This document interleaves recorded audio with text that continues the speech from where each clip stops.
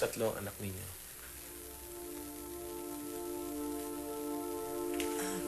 Manuel, okay lang ba kung sarilin ko na lang muna to? Maraming salamat, ha. Malaki utang na loob ko sa iyo, Manuel, ngayong alam ko na kung sino yung anak ko. Tapos sa trabaho mo sa akin, ipapadala ko na lang yung bayad ko sa iyo agad. Salamat ho, ma'am. Okay lang bang iwan mo na muna ako? Opo, ma'am.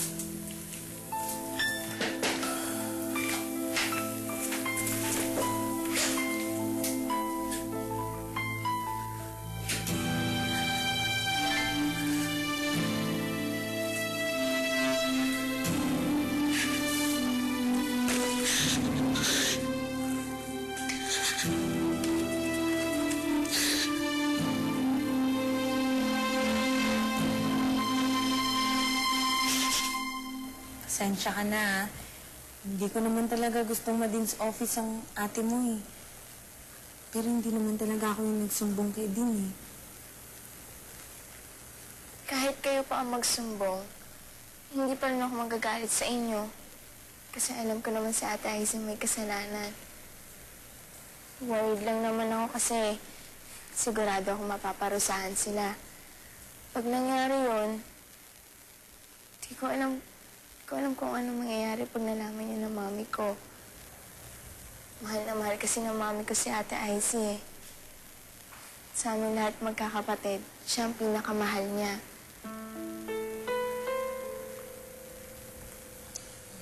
Ate, sige. Pagdadasal ko na lang ang ate mo. Para hindi na mamroblema ang mami mo. Ang bait mo talaga. Ikaw na nga ginawa ng masama. Naisipan mo pa siyang ipag-pray. Ayoko naman talaga ng gulo, eh.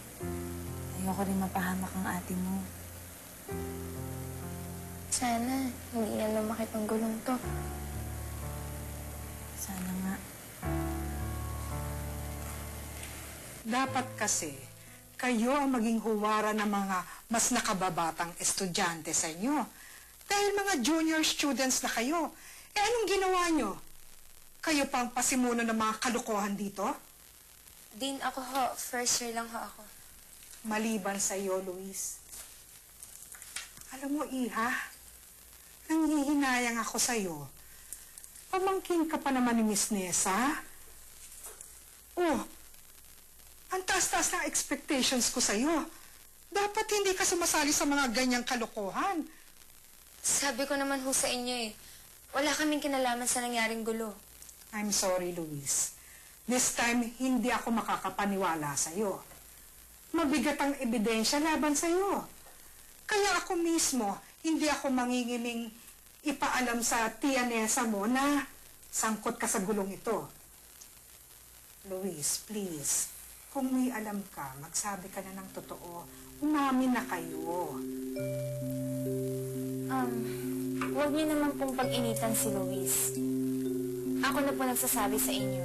Wala po talaga kaming kinalaman sa gulong nangyari. Sinisiraan lang kami ng mga nagsusumbong sa inyo. Kung walang aamin sa inyo, mapipilitan na kung patalsiking kayong lahat. Ganun ba ang gusto nyo? Gusto nyo sama-sama kayong matanggal dito sa Sitio Lucia? Ha?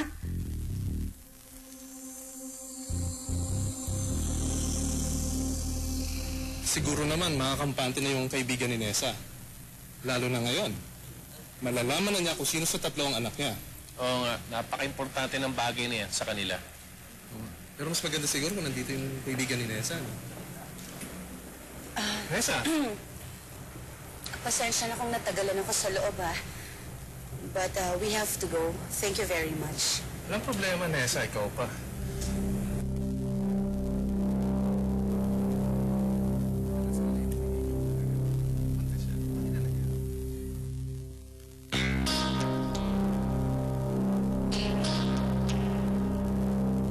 Bakit naman magsusumbong yung witness ng ganon? Ano naman ang mapapala niya kung sisiraan niya kayo? Kung wala kayong kasalanan, magsalita kayo. Eh Explain your side. Prove your innocence. Pero kung may kasalanan kayo at totoo yung sumbong sa akin, ipinapayo ko sa inyo, magsabi na kayo ng totoo habang maaga. Para naman medyo bumaba yung parusa ko sa inyo. Kesa naman expulsion. Ano? Wala pa rin aamin? Pagbibilang ako! Isa! Dalawa! Tigilan mo nga yan. Huwag ka nang makialam. Ano? Ano ako? Nalahimik ako dito, no? Ano? Wala pa rin aamin sa inyo? Very well. Wala akong magagawa. Pag mula ngayon, expelled kayong lahat. I've made my decision. Pinainit yung ulo ko, Ayaw na magsalita. Okay, you can go. Gagawin ko na yung memo. Susulatan ko ng mga magulang at guardians ninyo. Tanggal na kayo sa Sitio Lucia. Din, sandali lang po. O bakit, Icy?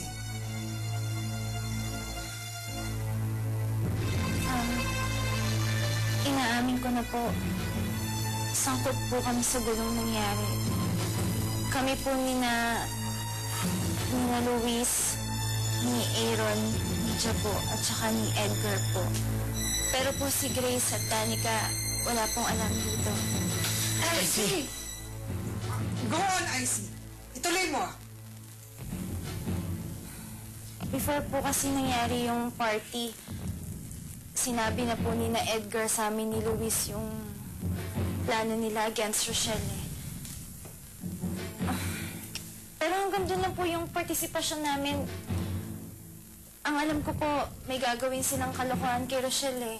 Pero hindi po kami kasama sa gumawa nun.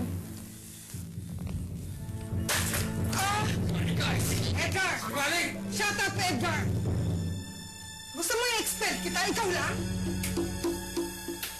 Hindi ho. Totoo ho yung sinasabi ni Izzy.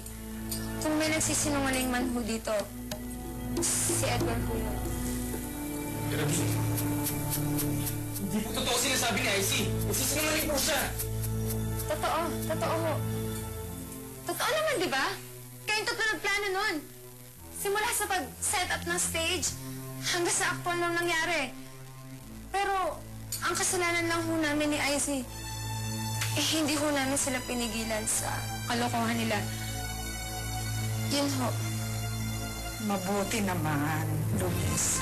Icy, mabuti naman umamin kayo. Tama yung ginawa niyo.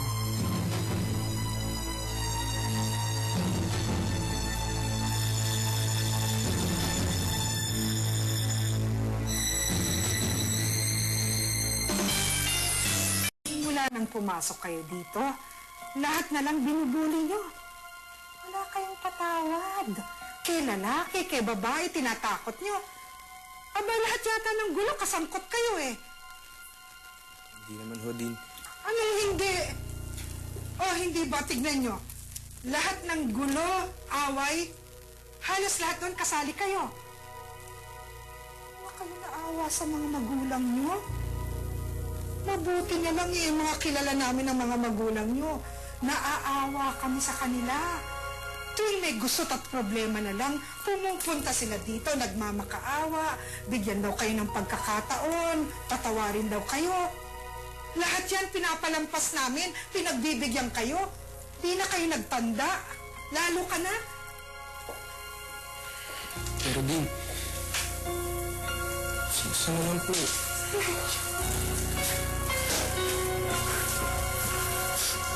Hindi po naman yung ulit.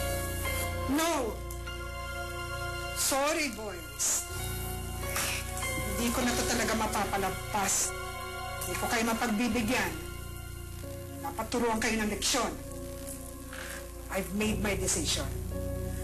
Alam niyo ba, dun sa ginawa niyong kalokohan kina Rochelle, pinatunayan niyo, hindi kayo deserving maging estudyante namin dito. Wala nang tanong-tanong. Magmula ngayon,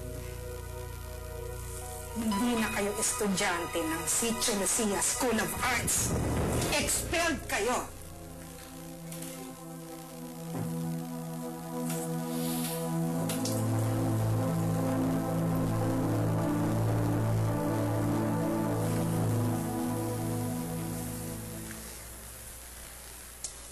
Michelle, pwede ba? Pumirmi ka muna. Kanina pa ako nahihilo sa'yo. Hindi kasi ako mapalagay. Hindi ko kasi alam kung ano nangyayari sa Dean's office. Ang tagal nila eh. Baka kasi siguro, hanggang ngayon, hindi pa sila umaamin. Sus, asa ka pa. E tutubuan na ng kabuti yung si Dean. Di pa rin naamin yung mga yun. Sinabi mo pa, lalo na yung IC na yun. Psst, quiet na. Sila na yata yan eh.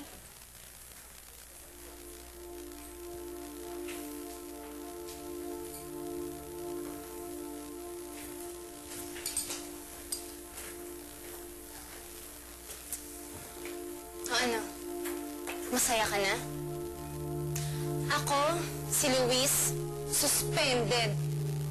Si Aaron, Jabo at Edgar, expelled. No? Huwag ka naman umarte. Umari ka bang nagulat? Eh, totoo namang ikaw nagchuchu kay Dean, di ba? Hindi. Hindi kami nagsumbong. Sino? Si Grace, si Danica? Sanay na sanay ka rin magsinungaling eh, no? Luis, totoo naman yung sinabi ng kapatid ko ah.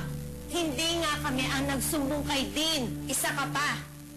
Matapos kayong paaralin ng mami Nessa ko, magtutulong-tulong lang kayo para mapasama ako. Wala kayong utang na loob. Yun na nga, Luis eh. Malaki ang utang na loob namin sa inyo. Kaya kahit na anong gawin mo sa amin, hindi ka namin kakalabanin. Hoy, huwag kang magbait-baitan dyan. Napipikon na ako sa'yo, ha? Huwag mo rin duduruin ang kapatid ko. Pare-pareho kayong magkakapatid. Mga siksip. Tandaan niyo, may araw din kayo sa akin.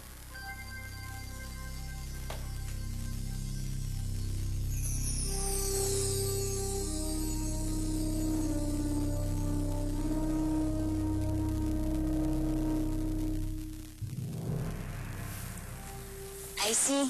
Luis, thank you hindi nyo kami dinamay ni Danica. Hindi nga tayo nadamay, pero 1 week naman natin silang mamimiss dahil sa suspension nila. Hay nako, mas okay ng 1 week suspension kesa naman forever nyo na kami hindi makita ni Ice sa school na to. Pero, lagot pa rin tayo kina Edgar Jabo tsaka kay Aaron. I'm sure galit na galit yung mga yun sa atin. Kanina nga kulang na lang patayin tayo ni Edgar sa harap ni Dean, di ba? Pero wala tayong choice eh, kesa naman tayong mapatalsik. Hindi ko ata pinangarap na masipa na dahil sa mga simpleng kalokohan, ha? Pero kasali pa rin tayo sa kalokohan na yun. Oo nga, hindi tayo humila ng tali. Pero kasama pa rin tayo sa nagplano nun, no? Ay naku, wag mo nang isipin yun. Ang mahalaga na iligtas natin ang sarili natin. Mahal sila nila Edgar.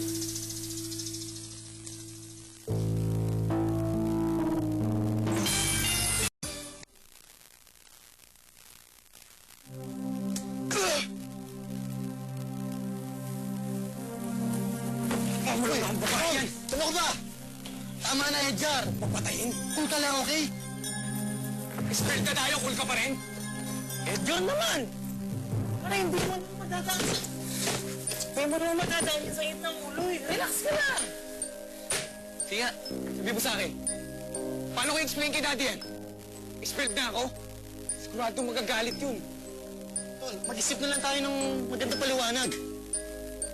Kahit anong ganda ng paliwanag mo, expelled pa rin tayo. Dahil sa maulingling na yun. Walang hiya! Kayo, ano ba yung titingin niyo sa akin? Wise kayo, baka madamay kayo rito, ha? Tawan niyo ako! Tama na, Tol. Tama na. Relax ka lang. Relax ka lang. Huwag ka lang dito.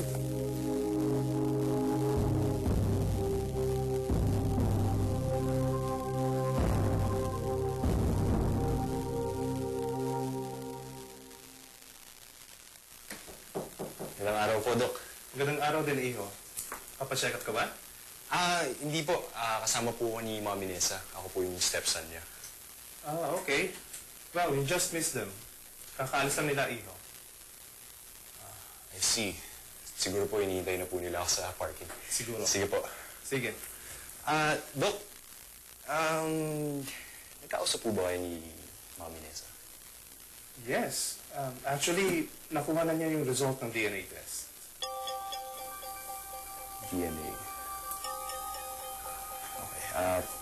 Pwede po bang malaman kung anong resulta? Well, I'm sorry, Iho, pero tanong mo na lang yan sa Mami Nessa mo. Total, nasa kanya naman yung result ng DNA. Yeah. Sige. Okay? Muna na po ako. Sige, ingat ka.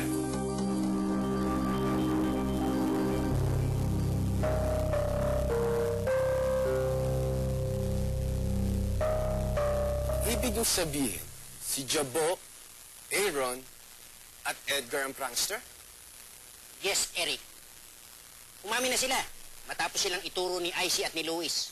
Naku, ang parusa sa kanila, expulsion from the school. Dapat naman talaga, noong pa napatalsik yan eh. Ewan ko ba? Ito naman kasi si Ma'am, nadadala sa awa-awa. Naku, kung ako yan, matagal na sinipa yan. Kaso hindi ako din eh. Alam mo, Mr. Goldman, sang-ayon din ako sa nangyari sa kanila. At magandang lesson yon para sa mga estudyante nagbabalak gumawa ng kalokohan. Ganun lang yun. Oh, Eric! There you are. May bisita ka. Sino? Totoo ba narinig namin, Rochelle? Expelled na sina Edgar, Jabo at Aaron? Yun ang sabi ng ate mo. Mabuti yun para mabawasan na yung mga nananalbahi sa inyo. Pero ang ate mo suspended. Alam ko, narinig ko na rin yun sa ibang estudyante eh. Pero sana, masabi niya maayos sa mami ko. Pero ang hindi ko maintindihan, kung sino ang nagsumbong. Oo nga, hindi tayo. Sino? Tayo lang din naman nakakaalam ng plano nila. Hindi kaya si Miguel?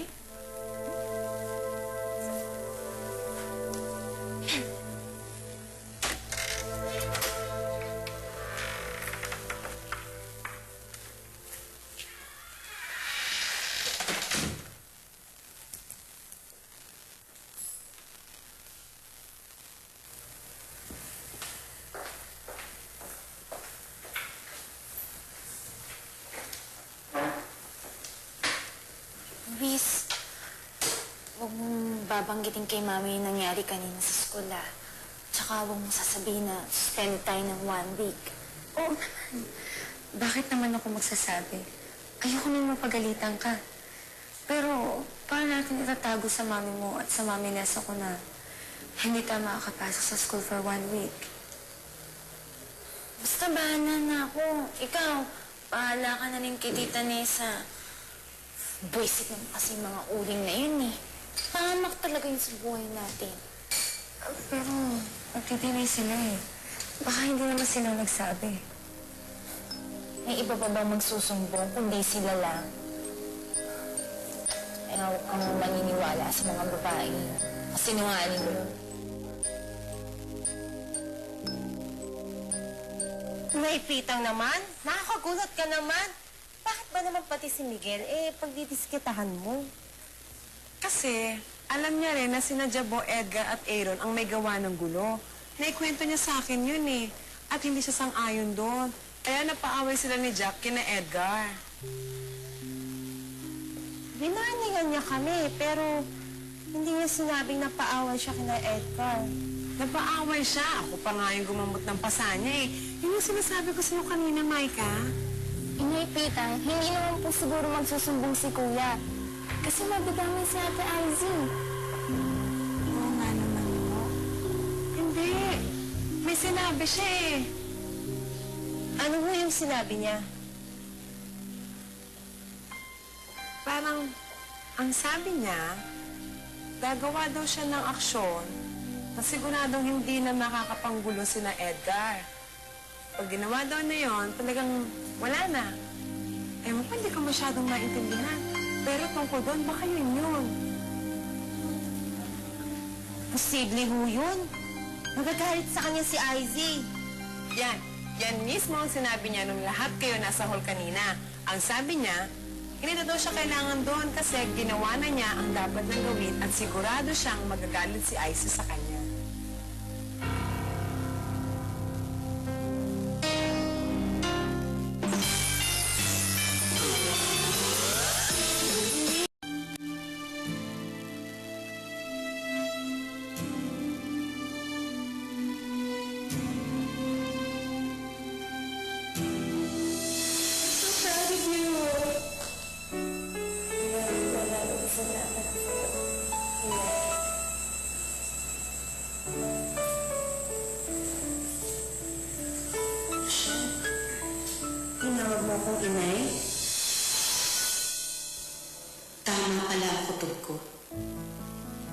si Rochelle nga ang tunay kong anak. Ano sinadya mo rito? Eric, didiretso na kita. Yung tungkol sa performance ng tatlong magkakapatid kagabi, sobrang na-impress talaga ako. Okay. Kahit na may nangyaring aberya na tipong gano'n. Pero pag titignan mo yung buong programa, Eric, ang galing. So, I don't get your point, Glenn. Eric, ganito. Gusto ko silang ilapit kay Mr. Velayo. Mr. Velayo, yung record producer. Oo, Eric. I'm sure pag nakita to ni Mr. Velayo mag-perform yung tatlong magkakapatid, magugustuhan niya yun. Seryoso ka ba? Oo. Kung ako nga gustong-gusto ko sila eh. Alam mo yung mga bata, may potential yung mga bata. There room for improvement. Pero, Okay. alam mo yun, gusto ko silang tulungan na ma-discover, Eric. Siguradong matutuwa sila kapag nalaman nila to. Thank you, Glenn. Miguel, thank you ah. Son, ba't nag-thank you ah? Kasi alam ko na ikaw nagsumbong kay Dean. Tapos, alam ko din na napaaway ka kina Edgar dahil sa amin. Pinagtanggol mo na naman kami. Pero wala yan. Ginawa ko lang yung tama.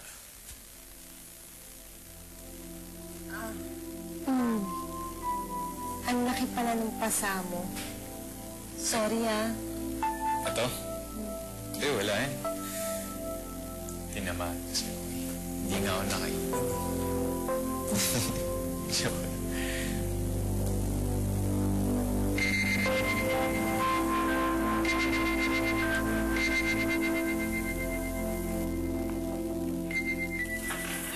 Vanessa. JC, akala ko nasa school ka. Ang bilis mo naman nakabalik. Don't tell me galing ka na sa school niyan. Opo. Total, wala naman po kasi akong gagawin doon dahil absent po yung dalawang teachers namin. Saan po kayo galing? Diba tinanong mo na kay Manuel yan? Kung anong sinabi niya, doon kami nang galing. Sige po, iwan ko muna po kayo. Okay.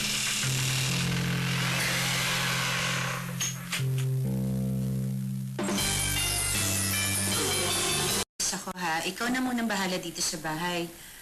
Darating si Luis, make sure na meron kang masarap na dinner na ihahain sa kanya. Opo, ma'am. Okay? Opo. Ihatid ko na po kayo sa gate. Okay, teka lang ha. Sige po.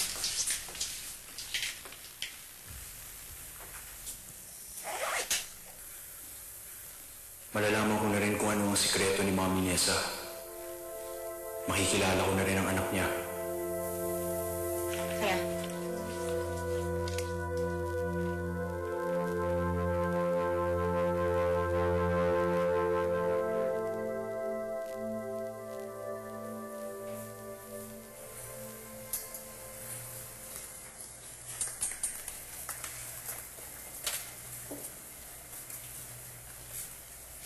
Anong iniisip mo, ha? Wala. Wala? O sina Izzy? Iniisip mo yung galit nila, no? Hindi, no? Dapat lang na hindi mo intindihin yung galit nila. Ang alalahanin mo, paano pag ako ang nagalit? Oh. Hindi. Ang iniisip ko, si Ma'am Nessa. Bakit naman? Ewan ko ba? Basta, pag iniisip ko siya, nakakabahan ako.